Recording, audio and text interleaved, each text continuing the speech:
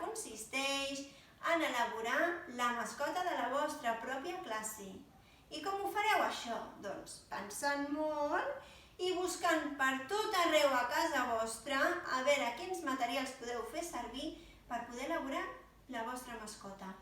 Mireu, i no només serà elaborar la mascota, sinó cuideu-la bé perquè quan ens tornem a juntar a l'escola, quan tornem a estar tots junts, portareu la mascota i la farem servir de decoració de la classe. Què us sembla? Bona idea, oi? Així la podreu veure tots els dies. Mireu, jo també he fet les mascotes de totes les classes i pensava, i ara com faré totes les mascotes? Com les faré? Amb quins materials? I he pensat bastant, he anat buscant per tots els racons i he trobat materials que no sabia ni que tenia i que poden ser molt útils. Us dono algunes idees. Mireu, podeu agafar retalls de revista i fer un collage, podeu dibuixar i pintar, podeu inventar-vos una cançó, o potser ja en sabeu alguna cançó de la mascota de la vostra classe, doncs també la podreu cantar. També podeu fer màscares.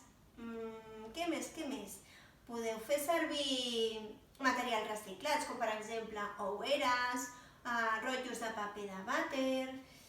Què més podeu fer? Si teniu plastelina, també podeu elaborar les vostres mascotes amb plastelina o fins i tot amb fang. Segur que vosaltres teniu moltíssimes idees i totes seran bones, totes són vàlides, d'acord? Mireu, jo us ensenyaré què he fet. Per elaborar la tortuga tuca, he agafat un globus de color verd, l'he inflat, ni molt gran ni molt petit, i després dic, ara no tinc res de color marró per poder-li fer taquetes. He agafat un full de color blanc, l'he pintat amb rotulador marró, l'he retallat i l'he enganxat. Després, per fer-li el cap i les potes, he trobat un full de color verd, li he dibuixat els ullets, la cara i l'he enganxat. I mireu, ja tenim aquí la tortuga tuca. Per fer el dofinuc, també l'he dibuixat i mireu, volia 2 tonalitats de color gris i com només tenia un rotulador de color gris, l'altra part l'he pintat amb llapis. Després l'he enganxat amb una superfície de color blau i per enganxar-lo, per poder fer una xapa, mireu quina xapa, doncs he agafat una agulleta. Després, el panda Cela, on està el panda Cela? Que no el veig per aquí. Mira que estrapella el panda Cela. Mireu on està. El bambú. Ai, com t'agraden els bambús, panda Cela? Mireu, la Cela és una titella.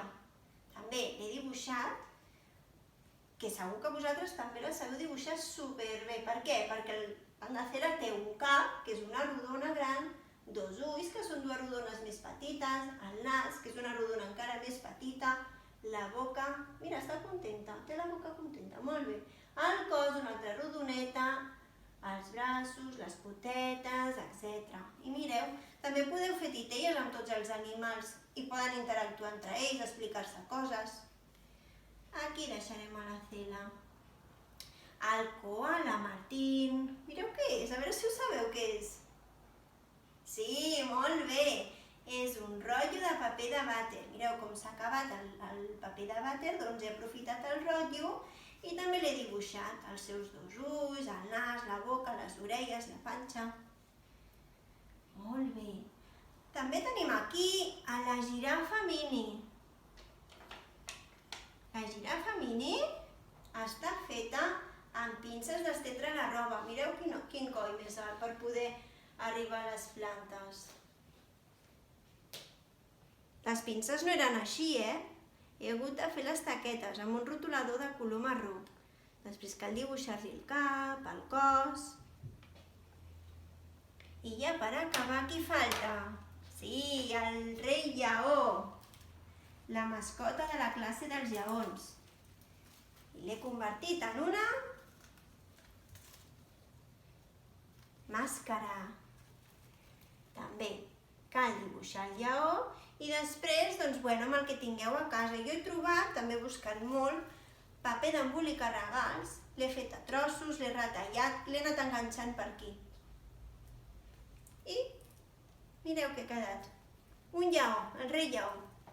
Doncs bé, ara us toca a vosaltres. Vinga, penseu moltes idees, aneu buscant per tot arreu per casa i som-hi!